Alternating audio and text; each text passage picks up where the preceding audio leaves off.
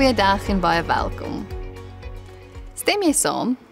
Egte verhoudings groei wanneer ons mekaar genoeg liefhet om die waarheid in liefde te praat.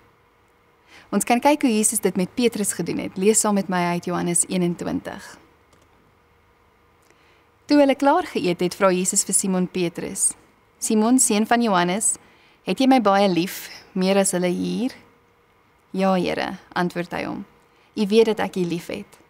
Hy sê toe vir hom: laat my lammers wei. Jesus vra hom weer 'n tweede keer: Simon, seun van Johannes, het jy my baie lief? Ja, Here, antwoord hy. U weet dat ek u lief het. Hy sê toe vir hom: pas my skape op. Jesus vra hom die derde keer: Simon, seun van Johannes, het jy my baie lief? Petrus het bedroef geword omdat Jesus hom die derde keer gevra het: het jy my lief? En hy antwoord hom: Here, u weet alles. U weet dat ek u lief het. Hy sê toe vir hom: laat my skape wei. Dit verseker ek jou, toe jy jonger was, het jy self jou klere vasgemaak en gegaan waar jy wil. Maar wanneer jy oud is, sal jy jou hande uitsteek en iemand anders sal jou vasmaak en jou bring waar jy nie wil wees nie. Dit het Jesus gesê en daarmee aangedui deur watter soort dood Petrus God sou verheerlik. Daarna sê hy vir hom: volg my.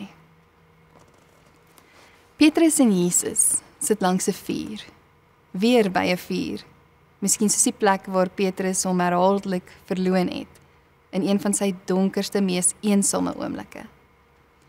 Jesus het nou uit die graf opgestaan, maar Petrus was steeds vasgevang in sy eie graf van skuld en skaamte. Waarskynlik het hy geglo dat die verhouding met Jesus nooit weer dieselfde sou wees nie. En tog in die stilte van daardie dag begin Jesus 'n diep gesprek. Hy maak vernuwing moontlik deur nie te ontken wat gebeur het nie, maar juis die werklikheid te erken. Jesus noem Petrus op sy formele naam, Simon, seun van Johannes. Hy neem hom terug na hulle eerste ontmoeting toe hy deur Jesus geroep is, amper asof hy sê: onthou jy hoe alles begin het? Onthou jy hoe dinge was? Kyk wat ons sedertdien al saam deurgemaak het. Ek sien jou steeds. Ek kyk steeds na jou met oë wat iets in jou sien. Jesus lei hom om te besef wat binne in hom aangaan, om die werklikheid te konfronteer, want ons kan net genees wat ons in die oë kyk. Hy vermy nie die pynlike oomblik nie. Hy bring Petrus saggies daarna toe, nooi hom eerlik binne in die veiligheid van 'n liefdevolle verhouding om te besef. En dit kom alles voor die vernuwing. Kan jy dink hoe dit vir Petrus moes gewees het om 3 keer gevra te word of hy sy Here liefhet? En hierdie sê vir ons iets van die patroon van God se genesing en verhouding. Nie straf nie, nie morele prestasie nie, maar die moed hê om die waarheid te vertel of te hoor met Jesus langs ons by die vuur. Hoe lyk dit in ons verhoudings met ander? Miskien in plaas van gesprekke wat jy vermy, of onderdrukte seer, of teleurstellings wat geen naam kry nie, of afstand wat stilletjies groei, sê Jesus se voorbeeld vir ons: niks genees deur dit te vermy of te ontken nie, maar eerder deur dit eerlik te hanteer en te verpak in liefde. Ja, natuurlik is tydsberekening en wysheid belangrik, maar Jesus kan ons lei na genesing en verhouding. Ons hoop dikwels dat die tyd dinge sommer self sal regmaak. Maar Jesus leer ons dat soms moet ons dinge in die gesig staar en daaroor praat. Wanneer ons dit op ons eie probeer doen, dan kan ons maklik in skuld en skaamte of selfs woede vasgevang raak. Ons kan ons rug sommer draai op moeilike gesprekke en hoop dit gaan net weg.